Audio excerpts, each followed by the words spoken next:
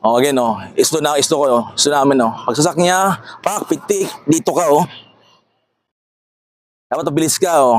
Yung pinakamahina, slow, yan, oh. Sasak mo, yan, oh, pak, pitik, yan, oh, dito.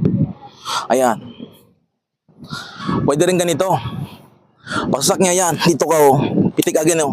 Pitikin mo yan, pasok ka dito, yan, oh. Pag galaw ng isang kamay niya, galaw ka ng isang kamay mo. Hawak ka yung kamay, yung isang kamay mo, yung libreng kamay mo. Ayan, oh. Hawak ka sa akin. Yan, oh. Dito, ipiting mo lang yan, oh. Wala na yan, oh. Boom.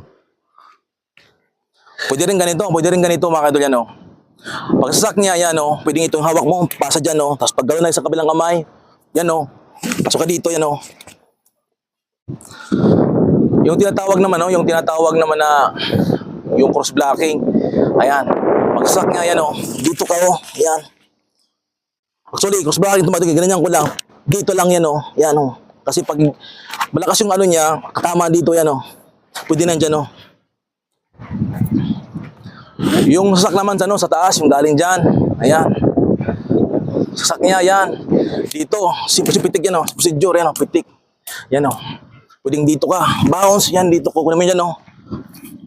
Yan. Again, galing taas na saksak. Yan, oh. Pwedeng ito.